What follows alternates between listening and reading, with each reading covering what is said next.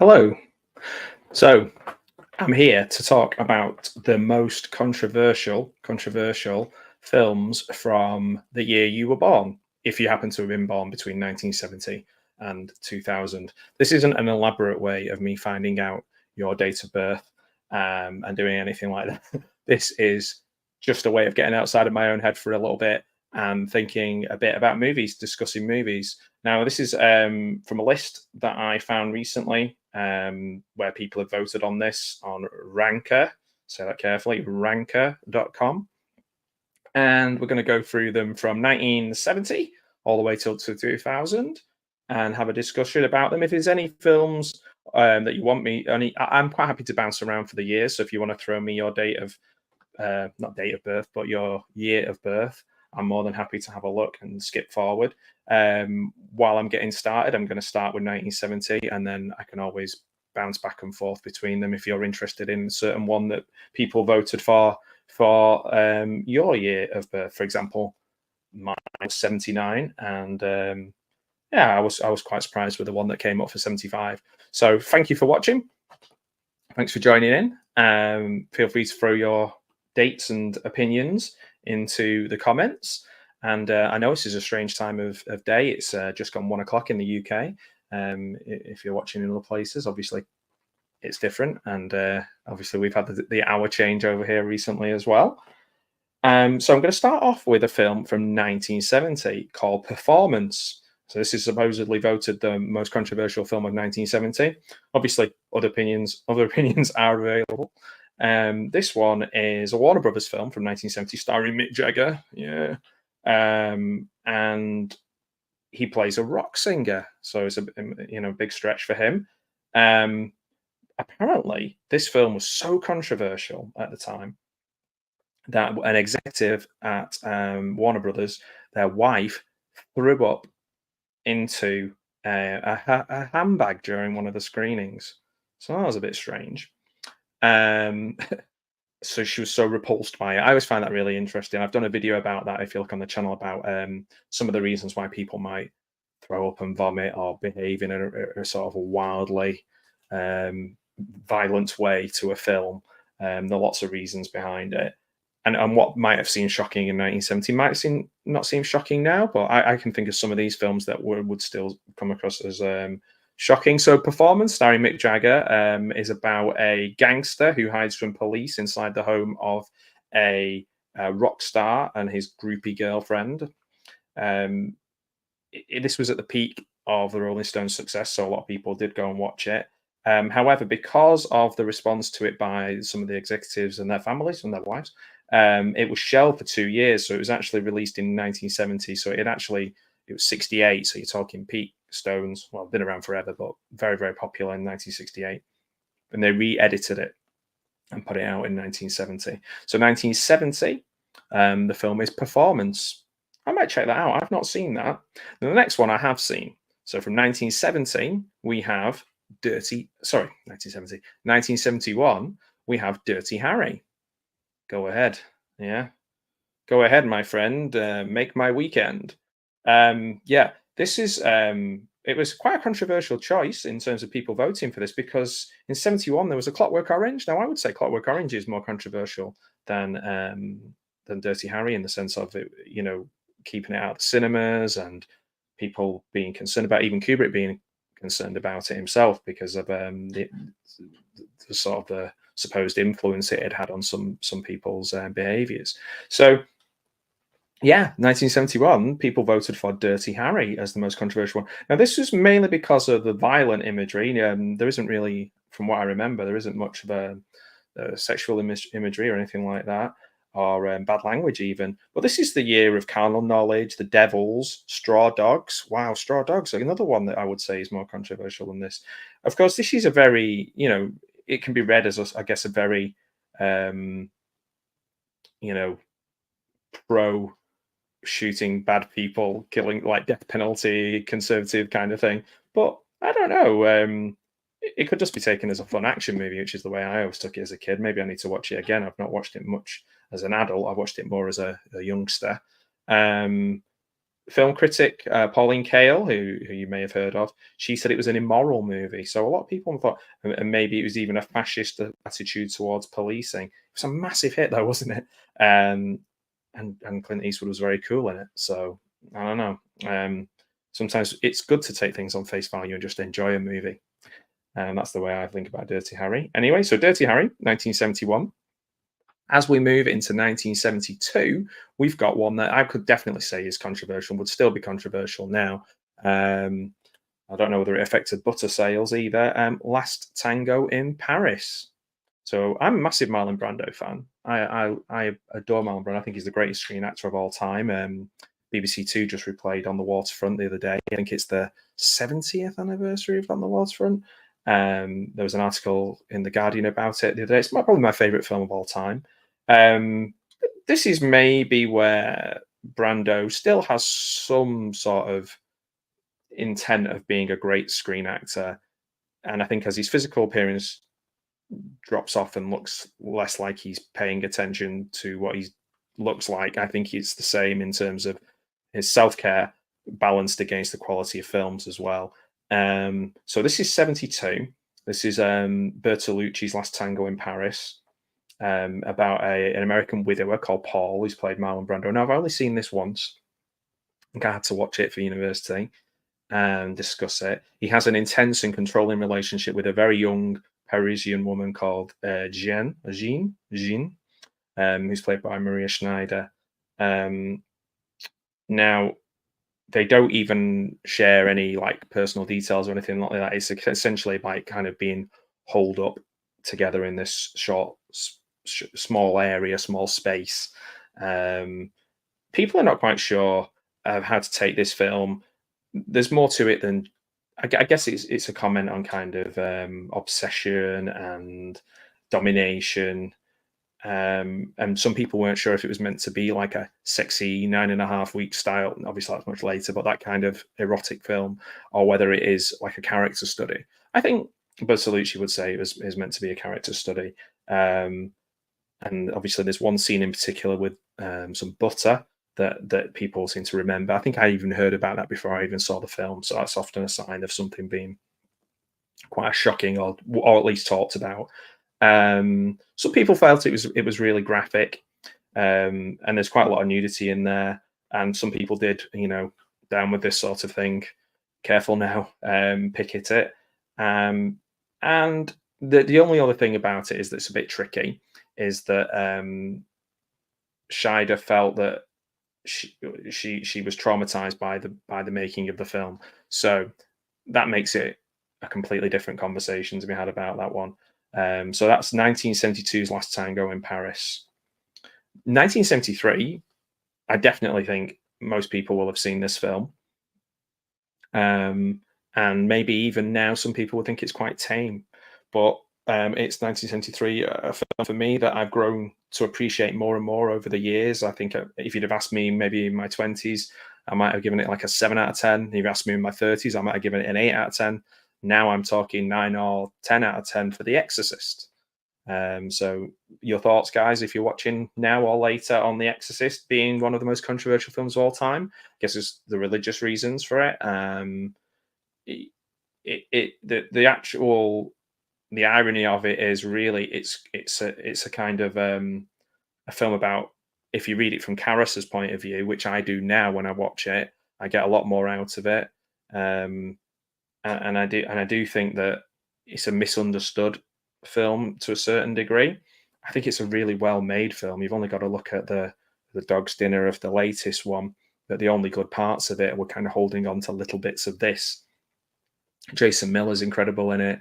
Linda Blair's incredible in it.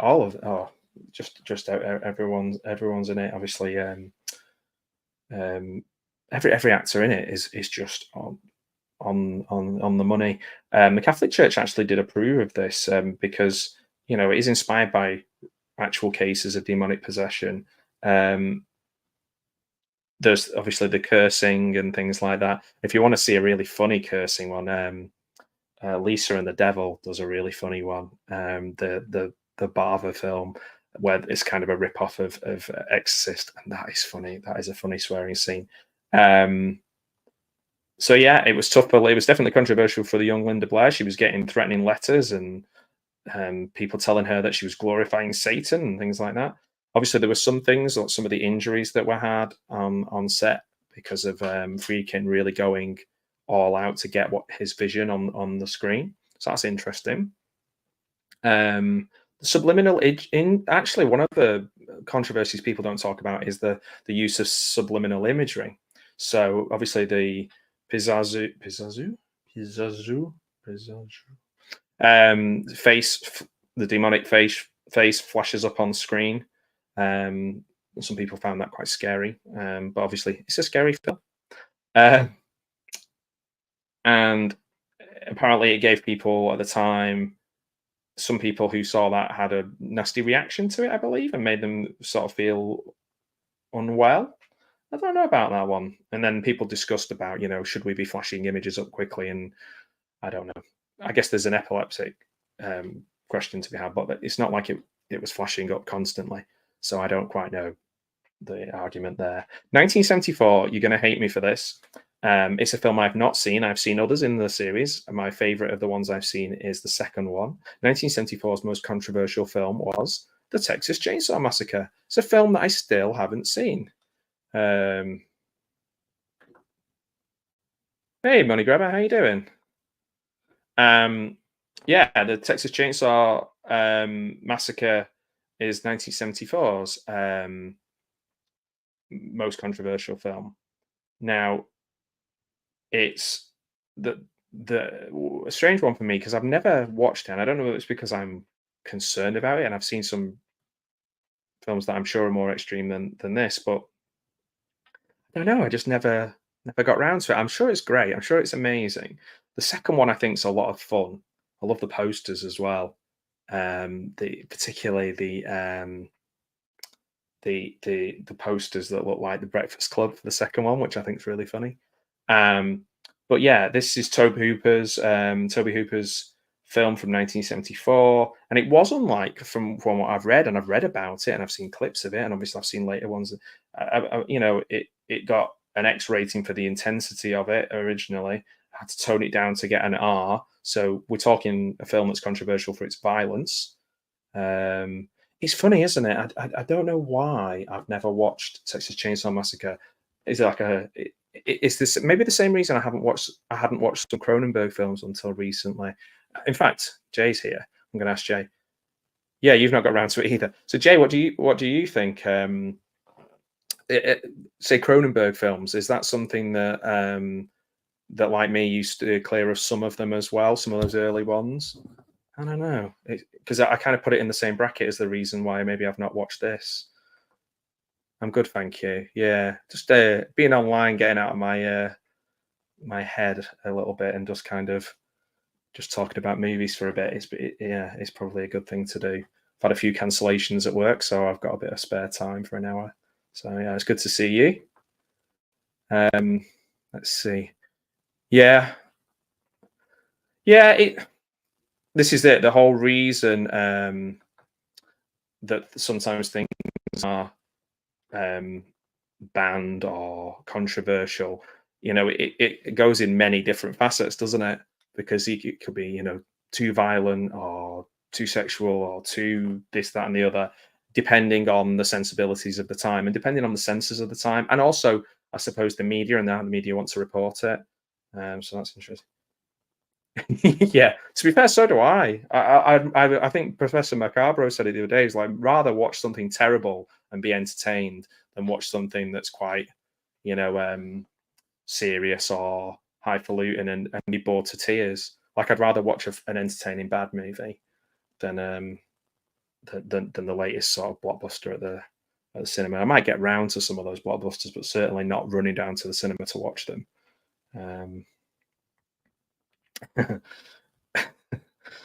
Like Candy Crush or watching it. Yeah. Well, that's the other thing that I find difficult now is I don't live near a cinema, so most of my film watching is at home, which means I don't force myself to sit and just watch. That was one of the things with my way my brain works. the only way I could sit and watch a film from minute one to the end without losing concentration was if I was at the cinema. So I'm having to try and retrain myself with that one. But no, I get where you're coming from. So 1975, I did have to study part of this at university, which I can't imagine they would do now. 1975's most controversial film was Salò, or 120 Days of Sodom, the Pasolini film. Now, I'll be honest with you, we can talk about this as a piece of art or whatever it is. It's just an unnecessary, um, torturous watch for me. I just didn't get anything out of it.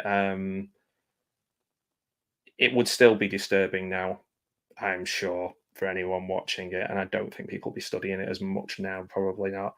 I know Britain banned it, Australia banned it. I think it was recut in lots of different ways. I'm not a big fan of watching anything too much torture-based things in there.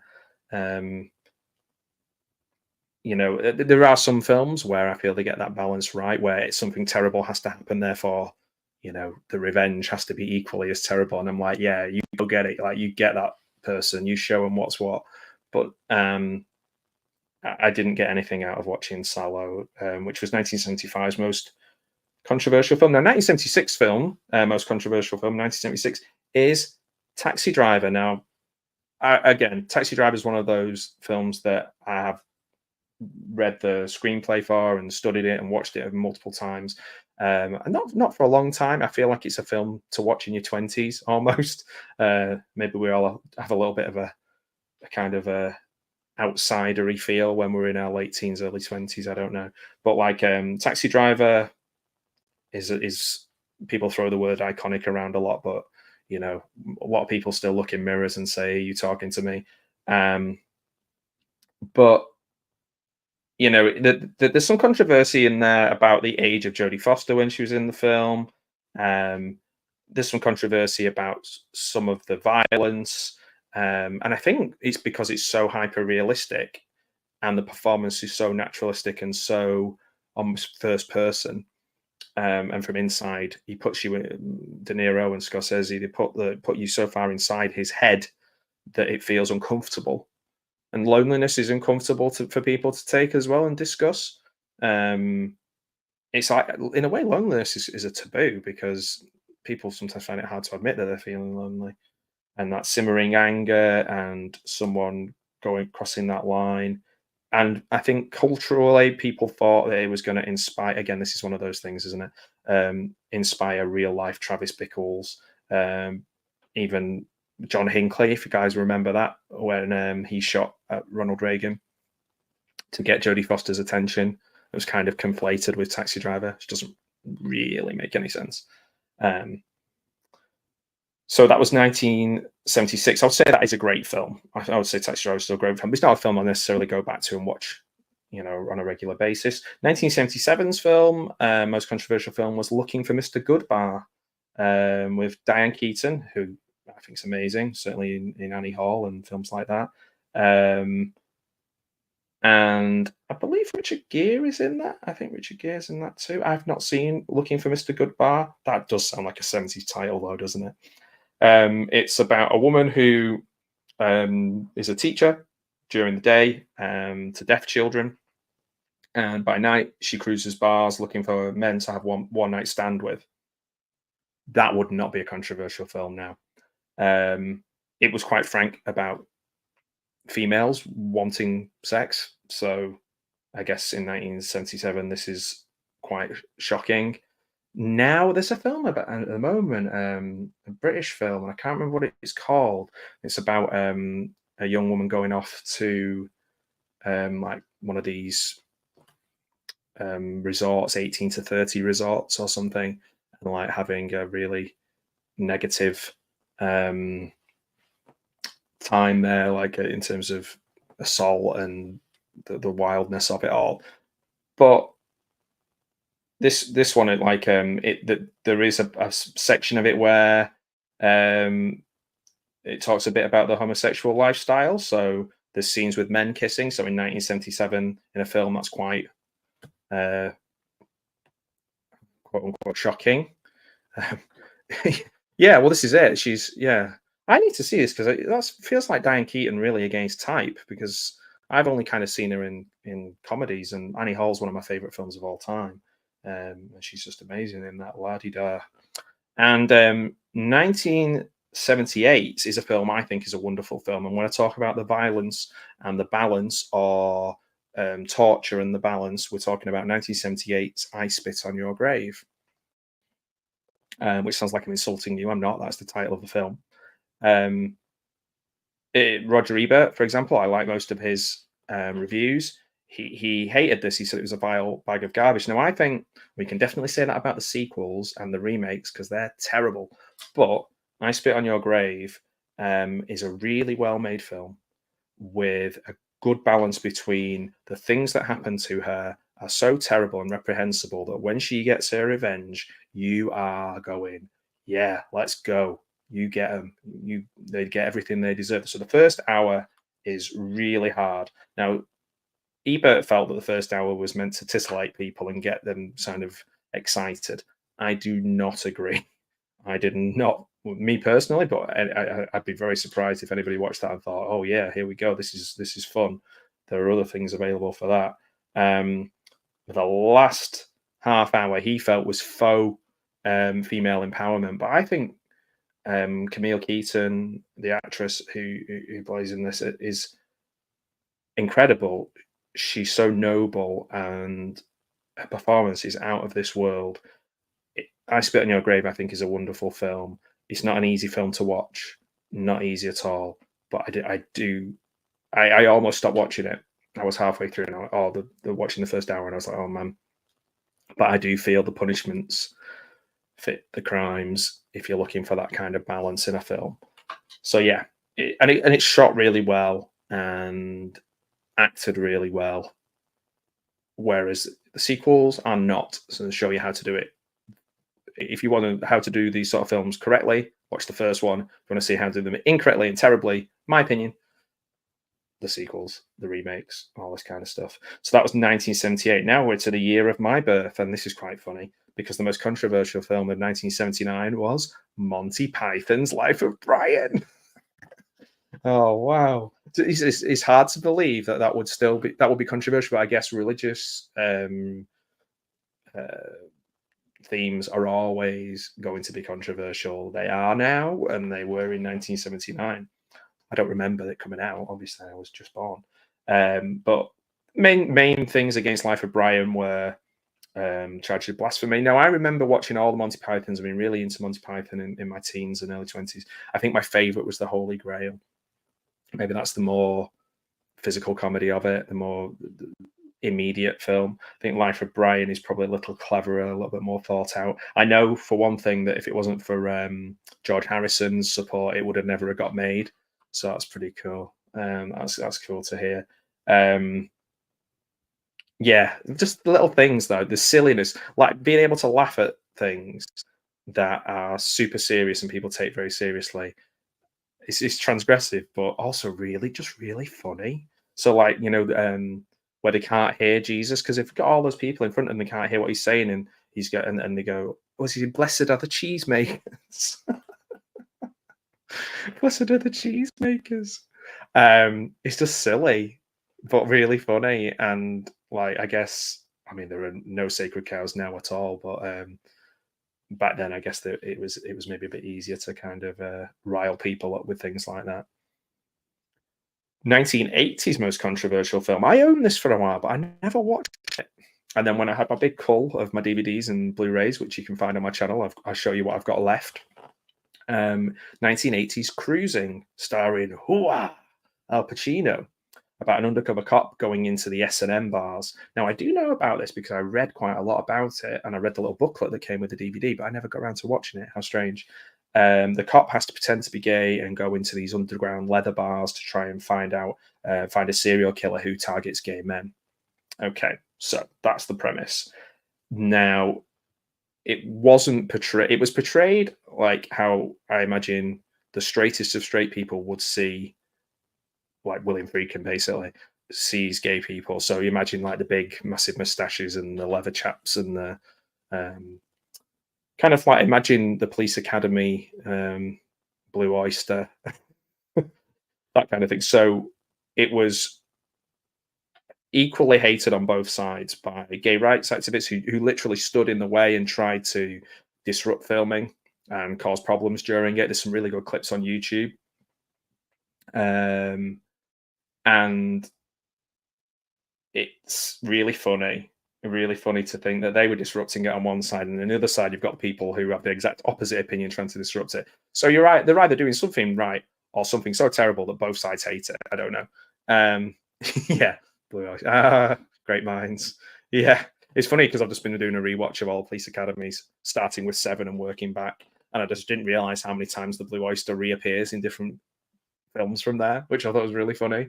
I'm watching Police Academy. No, I'm not watching Police Academy 7. Oh my word! The most controversial film of 1997. No, I'm watching Police Academy 2 with Gareth soon, so that'll be fun. He chose number 2 as his favorite one, or one of his favorite ones, so that's pretty cool. I was going to do some more, but yeah, I just didn't feel like doing more at the moment.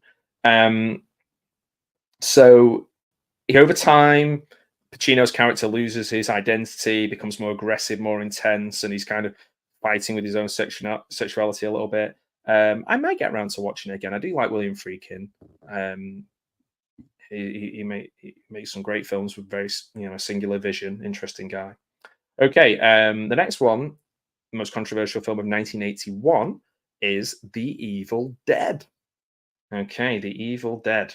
Now, most horror people who saw 1981's Evil Dead recognized it as a classic straight away in terms of low budget creativity, original and scary.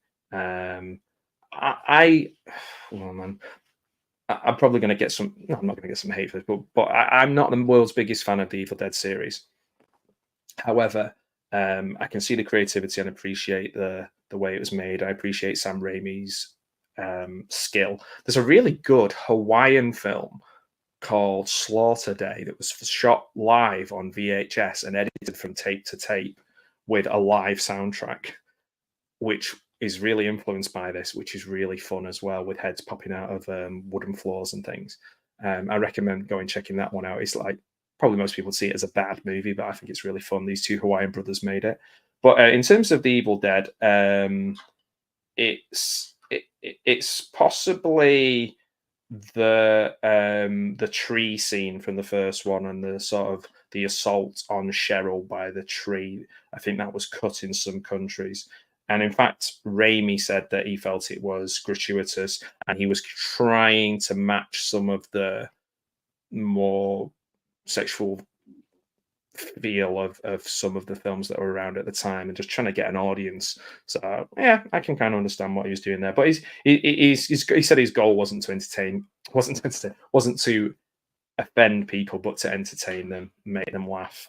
But he wasn't intending to offend. But yeah, I think it was interesting that he's able to revisit things and discuss how he felt and what had changed about them. I think that's pretty cool. So 1982's most controversial film is White Dog. Now, I haven't seen White Dog, and I think I may have mixed up with another one about wild dogs running through France. But this is a film made by Samuel Fuller about a dog trainer, a black guy who's trying to reprogram a dog that has been trained to attack black people. And I won't ruin it. I won't do any spoilers. But the idea of tackling race in this way scared Paramount Pictures. They took it out of cinemas. They got some input from the NAACP, and then they thought it might have the opposite impact, in the sense of it might make people react more racial, in a more racially charged way. So it had a limited release. In fact, it wasn't really given a decent release until 1991. So we're talking 82 to 91. So people just didn't know what to do with it. They weren't brave enough to kind of support it.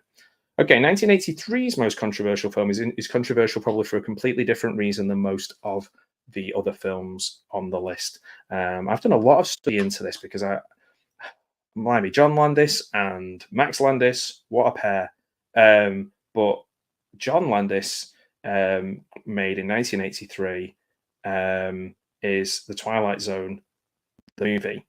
Now, if you know the history of Twilight Zone, the movie, sadly, Vic Morrow and two children carrying two small children across a shallow river with a helicopter. They were like John Landis was in violation of child labor laws, looking to get the most intense shot possible. Scream for the helicopter, maneuver to get lower and lower and lower, and Morrow and the children were killed. It's terrible. It's horrible.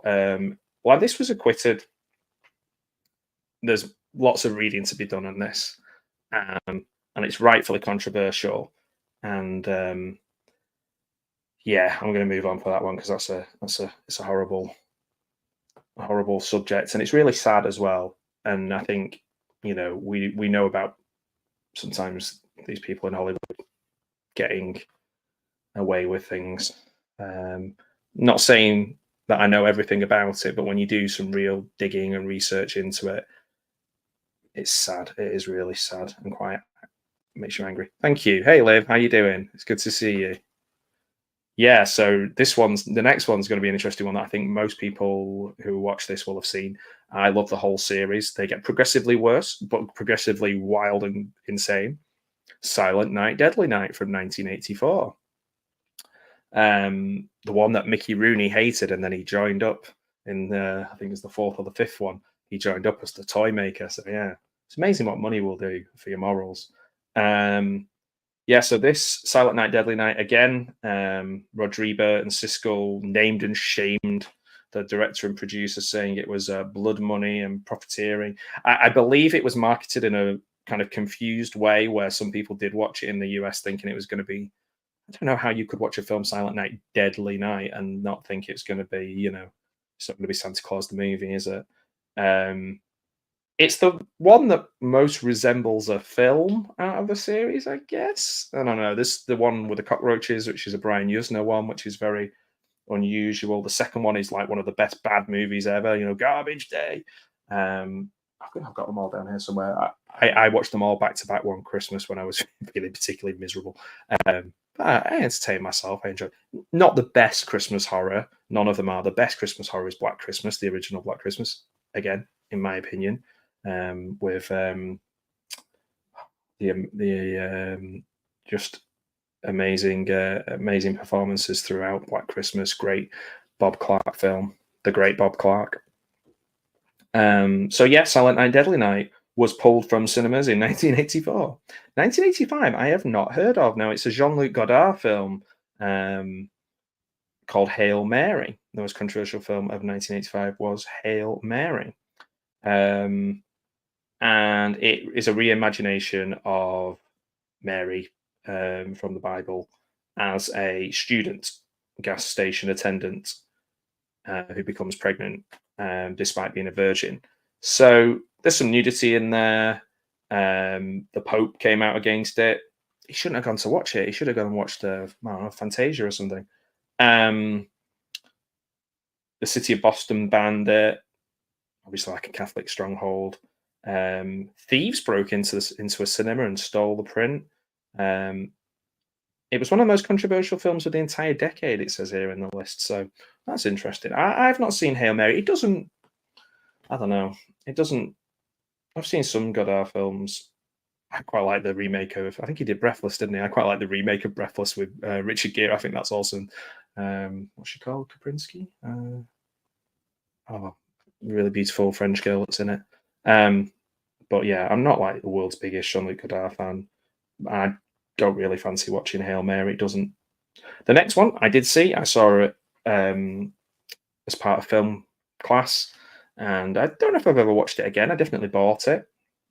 It's stolen from a lot or inspires a lot of other films, particularly that juxtaposition between very beautiful Americana and something disgusting and horrible or jarring, like the ear on the grass. And the film is 1986 Blue Velvet.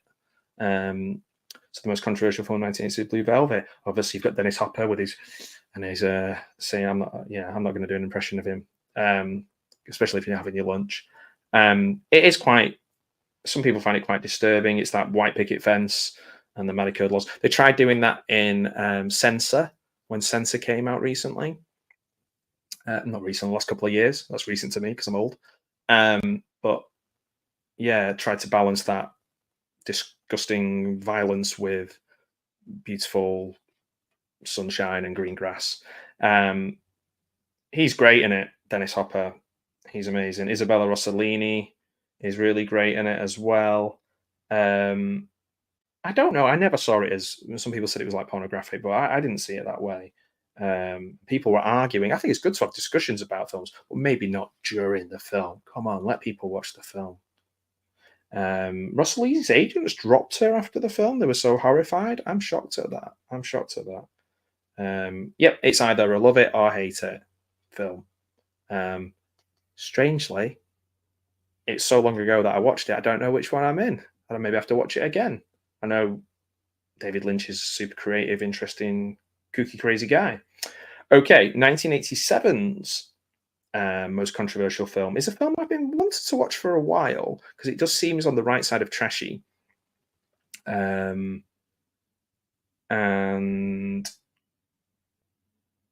oh yeah, that's interesting. Hey, how you doing? And guys, yeah, check out the Trash Picture Shows channel and Liv's channel and Money Grabbers and Jay's as well. Are all great channels. The people who've tuned in so far. Yeah, come on, see. I don't know that one from 1985. I did watch a lot of films around that time, but maybe a little bit later, like the sort of Platoon, Hamburger Hill era, the Big Red One, and things like that. I remember. I might be a bit earlier. I'm mixing my. I used to go to the war section quite a lot in the video shop. But yeah, that was I think what did we have for 85? We had Hail Mary, which I haven't seen, which I guess in America as well, you could think it was about American football, I guess. So 1987's most controversial film was Necromantic. Now, I imagine a lot of people who watch my channel will have seen this, and I haven't. It's a German film. The poster looks really interesting, and the graphics look really interesting. It looks the right kind of sort of trashy. And as I said, trashy. The Trash Picture Show came up on the channel as well. I invoked the Trash Picture Show. It lives up to its tale. It's about necrophilia. The protagonist is a guy called Rob, whose job is cleaning up after accidents and gives him plenty of exposure to corpses. Oh, it's a bit like that Greg Davis TV show that I don't watch. And the movie was banned in many countries. Yeah, that's what this list does. But it had a really strong life as a bootleg VHS cassette. I have seen it on Blu-ray and DVD. Oh, okay. So the biggest controversial thing is there is an intimate encounter. I'm doing a lot of quotes here. An intimate encounter between Rob, his wife, and a cadaver. A rabbit and a cat get injured in the film. Okay. Yeah. Notice how I'm like, oh, humans. Oh no. Then I'm like cats and rabbits. That's not on. It's weird, isn't it? Yeah. But maybe I won't watch it. It was only allowed to be shown in German adult theatres. Well, that tells you it's pretty extreme because those Germans, they have a pretty strong stomach when it comes to this kind of stuff. Okay, 1988's film, we're going down another religious avenue, is The Last Temptation of Christ. Martin Scorsese's film wanting to talk about the duality of Jesus, seeing him as both a god and a man. An adaptation of a novel. There's some interesting scenes there with Mary Magdalene and, again, the Catholic Church. But people united against this film. Even the evangelicals, the Baptists were involved as well. So yeah, down with this thing. Careful now, down with this sort of thing. 1989's most controversial film was Do the Right Thing. Now that is a good film. There's a Spike Lee joint right there. The ending got spoiled because people came out of the Cannes Film Festival buzzing about it and talking about it. Not to me. It wasn't like they came down to Stockport and they were like, hey, have you heard about the end of Do the Right Thing? I was like, yeah, who are you? And why are you telling me about the Cannes Film Festival?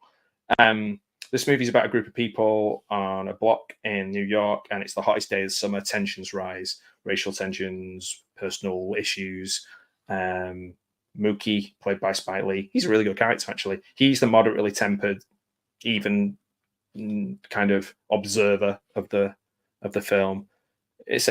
People could make. I can make an argument if I wanted to. I guess that this is the best Spike Lee film. I didn't think that this film should be seen as a controversial film, but I can understand why, because particularly in America, the concern was at the time it was going to incite people to start riots, mainly because of the way that he picks up,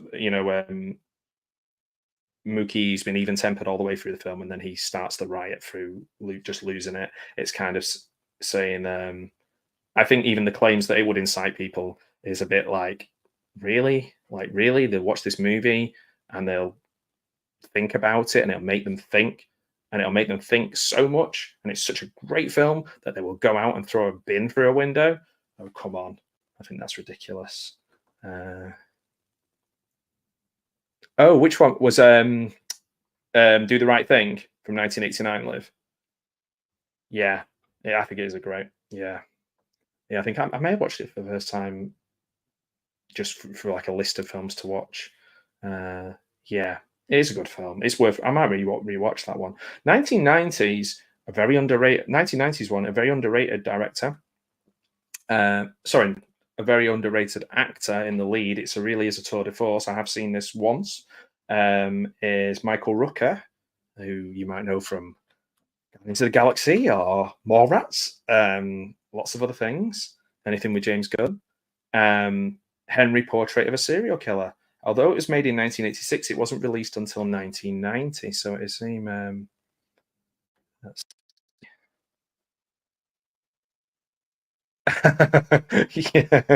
I think, yeah, you'll be safe. I think you'll be safe. Yeah, we're not gonna.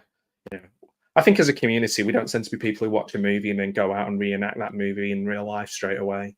I mean, so far, I watched Alien recently. I haven't burst through anybody's chest yet, so I think we're safe. I think we're okay. Um, so yeah, Henry, Portrait of the Serial Killer. Michael Rooker's great in that. That's all I remember about it. It's quite hard to watch. It's quite grainy, and maybe the thing that's scary about it is it's such a great performance, and you're inside this person's head. Very similar to Taxi Driver. People don't like that. Um, yeah, you have an awesome girlfriend. That was the correct answer. That's what I should have said.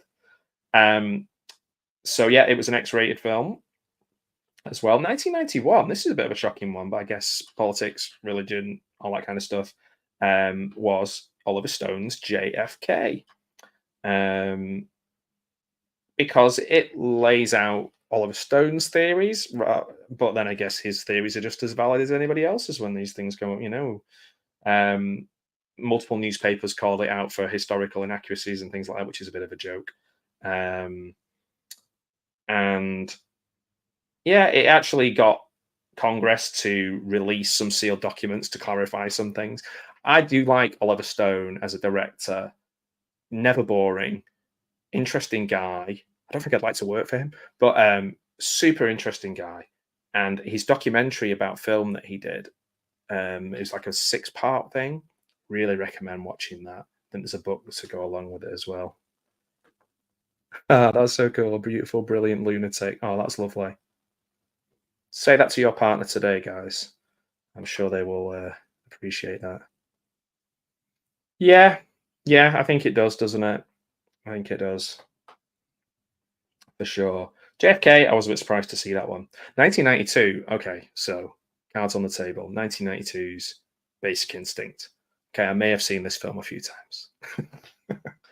I'm a big Sharon Stone fan. Okay, who isn't? Who isn't a big Sharon Stone fan? You can understand why people thought it was controversial. There's a really good podcast called "You Must Remember This," and it discusses. It's called "The Erotic '90s." It discusses the making of this film. It discusses all of the things, underlying things about it, and Paul Verhoeven is a law unto himself. The RoboDoc documentary was a good example of that as well. But like there was some things about gay rights groups saying that gay and bi people are maybe like portrayed as being unbalanced, but I was saying this character is. I don't see saying all of them are.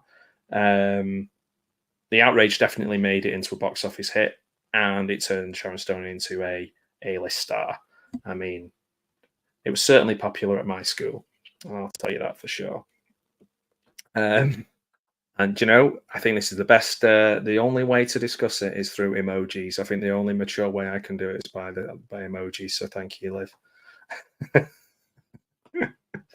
1993's literally this film in 1993 is just literally like, we are riding that Basic Instinct wave here with Indecent Proposal.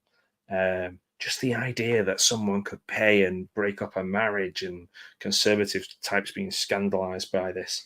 I'm not saying, I don't know. It's not a documentary, is it? But Indecent Proposal, Robert Redford, Demi Moore, Woody Harrelson, three great actors there. But yeah, I mean, who's been in that position? Who's been offered £1 million? No one's ever offered £1 million to sleep with me. I know that. Sadly. Okay, moving on. 1994. We're away from that erotic thriller period a little bit there. We are on Natural Born Killers. We're back to Oliver Stone, Juliette Lewis, Woody Harrelson, Mickey Mallory. Mallory is a hard word for me to say. Try saying that 5 times fast. It's for me, it's a very cartoony film. Obviously, it's a Tarantino scripted film. It might have been very, very different if he directed it too. I think he said that. I think I read that somewhere. Yeah, I know. I feel the same. I feel like I'm putting my contact details down if anyone is watching this has a spare million. Yeah, this is one of those classic 90s do violent movies inspire violence in real life. And to be honest, it's such a boring debate. Was it? That's a good question. Man bites dog. Let's see. I'm going to put your question up on the screen so it doesn't look like I'm just chatting. Man bites dog was 92.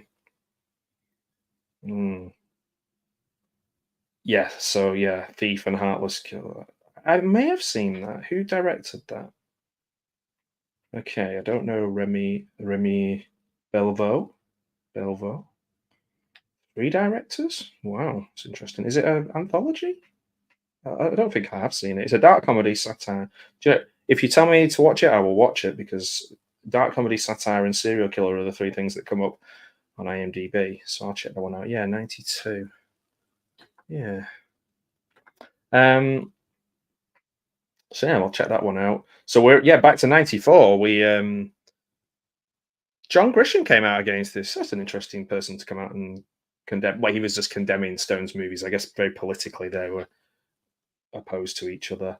1995 is a film I've definitely seen.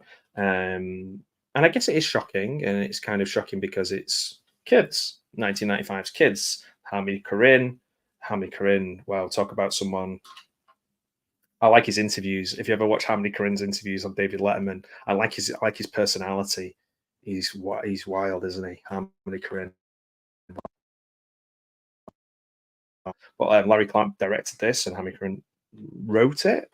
This has got young Rosario Dawson, Chloe Sevigny, some really great people who are sadly not with us anymore. I'm trying to remember the name of the young actor who was in Kids, who played, I think it was Casper. Obviously, you got Leo Fitzpatrick who's in there. He plays Telly in it. It's mainly the age of them and the kind of lack of boundaries and guidance and fear of God being put into people watching it, young adults watching this. There was real drug use in the film, and it was filmed in such a way that a lot of people believed it was real, and maybe even that some of the children involved in it were being exploited. I did watch a documentary about Hamid Karin recently, and that didn't come across that way. Some of those people in the film had really chaotic lives and were going to live chaotic lives and going to do these things, and that's why some of them are not with us any longer. So yeah, Kids I think is a good film, but not one that I would want to watch over and over and over and over again. Yeah, I agree with you on that one, Liv. And Bully as well is another one of those. Another one. 1996 one. Yeah, yeah. There's a super cut of the Letterman interviews. They are hilarious. They're so funny, so good. It's not like Crispin Glover where he's kind of like jumping about and doing. And actually, a lot of what he says does make sense. But he's just not necessarily talking about the things that you would talk about on a chat show. So yeah, it's worth watching. It's fun. 1996 is a film that I did a video about. A lot of people watched it actually, surprisingly, when I was doing my Cronenberg season. 1996 Crash. So I'm not going to talk too much about that. You want to know what I think about it and how interesting it is in politically and in terms of things with Ted Turner and things like that. I made a video on it. So yeah, Crash from 1996. It's not what you think it is, or not what. No, that's really arrogant. Not what a lot of people think it is, and there isn't the traditional story Hollywood story arc. um, it's a good film, but yeah, Italy and Britain banned it at the time, and in one way it did make a big difference politically. And like I say, there's a video there as well. 1997 is Adrian Lyne's Lolita, the remake of Lolita. I have seen this. I've read the book as well. Um, I think what I liked about the book is the style of how it was written. It felt very much like at the time when I was reading things like Catcher in the Rye, all the things you read when you're um, late teens. Um, Lolita, the book, felt like that as well. Like you're really inside somebody's diary and life, even if they're a reprehensible person. I guess it's a bit like watching like American Psycho, or reading American Psycho when you're in your teens and early 20s as well, that kind of thing. So yeah, this is the one with Jeremy Irons in color, obviously, not in black and white, not the Peter Sellers Kubrick one. Nobody wanted to touch Adrian Lyne's version of it. Jeremy Irons, Melanie Griffith. It's well made. It's a bit longer than the original. And again, obviously, the subject matter is, yeah, it's difficult. It's a difficult watch. Yeah, yeah, yeah, yeah. You're in the right area, Liv. Yeah, with that. Um, yeah, definitely. Yeah, a lot of people talk about those films together. So yeah, you're in the right wheelhouse. If you like that, you probably will like Crash. Um,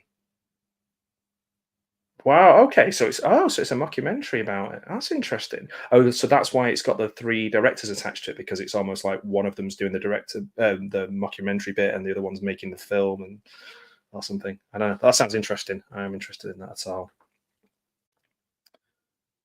Yeah, yeah. They go the full way with Titan. That's that yeah, a bit different than Crash in that sense. So 1998, I'm going to have to keep moving here because I've got to get back to work.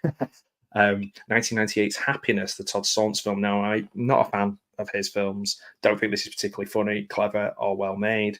Um, really disliked it. I watched this of an evening on Sky, and I thought it was terrible. Um, like the obscene phone calls thing upset me. Um, the psychiatrist character.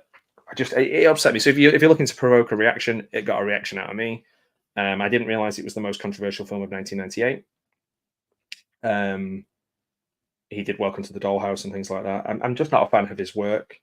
And that is my right as a consumer. Um, yeah, it's a it, I was going to say it's a bit like Nymphomaniac, but it isn't really. I think Nymphomaniac's probably a better film. The Von Trier films. Hey Jeff, how you doing? Speaking about awesome films, going to be watching the amazing Cynthia Rothrock Undefeatable this weekend with Jeff. So that's good to see you, my friend. Um, let's see, 1999's. Okay, we can all get behind this one. Is South Park bigger, longer, and uncut? Just got that. It's a double entendre. Yeah, it's R-rated movie. So the songs, like those songs, had to be played at the Oscars as well, which is amazing. Um, it's incredible. The guys who wrote are just incredible writers. So funny, consistently funny for so long. They're out of this world. Yeah, story. Maybe do you know what? As you said that, Liv, maybe I'm getting storytelling and no, I was thinking maybe I got storytelling and happiness mixed up. Yeah. Um, I can't remember if I've conflated all these movies together. I don't know, but yeah, just not for me. But yeah, I can see why people like it for sure. South Park, we can all get behind this. There's 400 swear words in the film. Awesome. 2000. Now I know a lot of people who love this, and I've seen parts of it, and I've read about it, and I believe it's incredible. And I do like Darren Aronofsky. It's 2000's Requiem for a Dream. Easy for me to say. Um, so obviously, it's one of these films where different lives are kind of intertwining. You've seen different stories. I believe Ellen Burstyn is in it, which I'll be interested to see her. Jennifer Connelly, always interested in Jennifer Connelly. So yeah, it's one I need to see. Requiem for a Dream. I believe I've heard the music from it, and I think the music from it's beautiful. Isn't it strange? Some of these films I know loads about them, like in the terms of I've read about them, read the booklets, listened to the music, but then not watched the film. What a strange thing. What a strange thing. Yeah, we can all get behind South Park the movie. I think the reason for me with it is I think it's going to be really sad, and like maybe I'm not in a place in my life to just be watching sad films all the time. So I'll watch a Don the Dragon Wilson film instead. So where are we? Let's see. We were up to the year 2000. We finished. We finished. If you're born after the year 2000, screw you. No, I'm joking. So we went all the way from 1970 to the 2000s. Is there something like we discussed, some of the people in the chat discussed as well, like Man Bites Dog and things like that? Are there some controversial films that you guys feel? Well, obviously, I didn't cover every controversial film ever made. Literally, I've got an hour here. Come on, be reasonable. Any of these films that you didn't think were that controversial? I certainly was surprised about JFK, but then the more I thought about it, politics is a bit of a thing, isn't it? Yeah, I've got some Don the Dragon Wilson stuff coming up on my channel. Just good fun. But having said that, Ring of Fire, if you want to watch a kung fu, or not kung fu really, is it? Martial arts Romeo and Juliet film. Can't go wrong with Ring of Fire. Second one, terrible, awful. Third one, I'm not seeing it. I want to see it though. But yeah, I'm doing Ring of Fire. I've got Undefeatable coming up on the channel. I've got Police Academy 2 coming up on the channel. None of these films particularly controversial. But hey, I'm not going to sit here and watch controversial films 24 hours a day. Do you think I am? What was 97's? What did we say for 97? Or what was on the list? This again was just voted for different range of different people online. 97, we had. You'll remember this because you were born, and then you probably went straight to the cinema. I imagine, Jeff. Oh, it was Lolita. Okay, Adrian Lyons with Lolita. But yeah, Miami Connection. Oh my word! Yeah, where's my posh box set of Miami Connection with my poster and everything? Where's my Dragon Sound T-shirt? Come on! Yeah, it was one of the first watch parties I did, and people and YouTube's still not taking it down. I literally had the whole full film on in the corner. Yeah, Ring of Fire is a sick film. Sick in it. Sick. I was surprised with Do the Right Thing, but yeah, it's still a bit silly to me too. I agree with that. Yeah, I'll watch Funshine. That's the next season. I've done the Cronenberg season. I've done my Wingshauser. I suppose Winghauser season comes under Funshine as well. Yeah, hopefully Al can join us as well. I know he's been cordially invited, and I'll keep seeing. But I guess if he's at work, sometimes we have to do this horrible thing called work rather than sit and watch movies, which I find that difficult. That's the part I find difficult. So, guys, I've really enjoyed your time today. I've really enjoyed your time. That's not right. I've really enjoyed our time together this afternoon between 1 and 2 o'clock on a Thursday afternoon, April the 4th, 2024. Any controversial films you want me to check out and talk about or just shut up about, put them in the comments. And please check out all the channels of the people in the chat. Liv, Jeff, sorry, I'll say the channel names, that's better. Trash Picture Show, Live Style Rewind, 101 Bronson. Money Grabber, Jay Harang. Have I missed anyone out? I don't think I have. Those are the main commenters today, and that's pretty cool for the middle of the day. Thank you. So yeah, we did it. 1970 to 2000. Have a wonderful rest of your day, evening, night, or morning. And yeah, hey, let's be careful out there.